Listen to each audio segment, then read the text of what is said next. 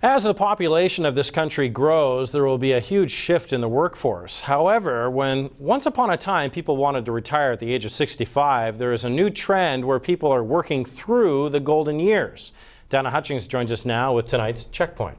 Scott, the average age for retirement in Canada is 62. Only 6% of workers continue to work full-time after the age of 65.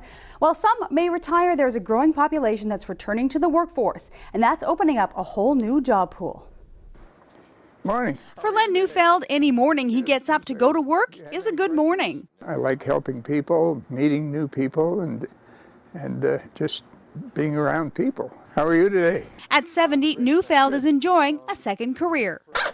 Here at Canadian Tire, they're very good to me. If I need time off, they bend over backwards to help me. After 41 years in the service industry, Neufeld retired, but knew he wouldn't be without a job for long. And he's not alone. Do a little traveling, you visit with your grandkids, you spend a little more time with family, and then it's kind of, okay, what's next? Welcome to thirdquarter.ca. That's the motivation behind a new pilot project called Third Quarter, a job bank for workers over the age of 50 or in their third quarter of life. I think at 50 now, or at 60 or at 70, we're different than perhaps our parents were, or certainly our grandparents, and that's the quality of life that we lead. There's immense potential out there. I think for older workers, it's a huge opportunity. Oh, there's Prestone. The population following the baby boomers is much smaller, leaving fewer workers to replace those retiring. We're going to see it continue to grow as an issue as more and more workers start to exit the workforce. And then there's the knowledge base. One of the greatest things that most organizations are looking for is that mentorship aspect, where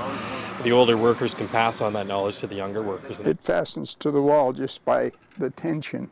For Len Neufeld, that experience is important at the retail level as well. I'm finding that some people anyway are coming and looking to me to answer their questions. This is completely manual. It's about tapping into a readily available resource and utilizing the power of gray. Victoria is the 13th community in the country to join the pilot project. Michael Stewart says in Canada they have already registered more than 4,400 workers, 1,600 businesses, and have 300 new job postings each month. For more information, you can go to thirdquarter.ca. And that leads us to our checkpoint question. Do you plan to work beyond the age of 65? You can contact us on Twitter at @CHEK_news, on Facebook at facebook.com/CHEKnews, or you can email us checkpoint@CHEKnews.ca. Scott, retiring at the age of 65 may not be realistic anymore for a variety of reasons, and utilizing the baby boomers may really open up the workforce. We need to recognize the value of the experienced or the third quarter worker. I love the term third quarter, in that they are people who have those skills, who perhaps don't want to be the CEO anymore or be engaged in all of those other things, but would love to come to work for a day or a week, or get a job where they can enjoy themselves and continue to contribute to the economy. So why do people keep working? Well, Stats Canada did a study about retirement and found 40% of people who choose to keep working after the age of 65 hadn't saved enough money. Other reasons people are returning to work include office camaraderie and a sense of purpose and routine. Now to our checkpoint question, do you plan to work beyond the age of 65? Here's what some of you had to say on the streets today. For retirement, you have to put away a lot, and I have not much put away yet. Okay, so you think you're going to carry on working past 65? I'll be probably working at 65. Well, I think I'll have to extend my work because I can't afford to retire when I'm 65, so I'll continue working past 65. It's tricky. Is it? Yeah. What makes it tricky? Your income stays steady and everything else goes up.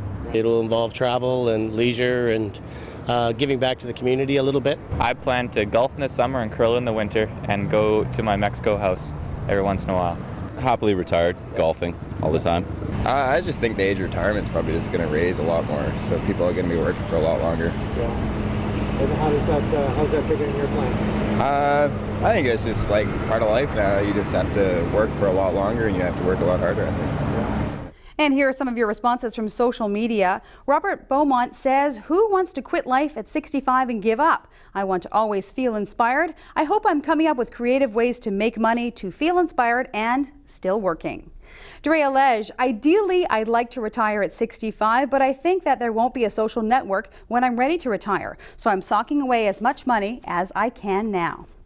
And Aaron Berglund says, if you love what you do, why would you stop just because you hit an age number? I just hope that by that time I want to and not because I have to.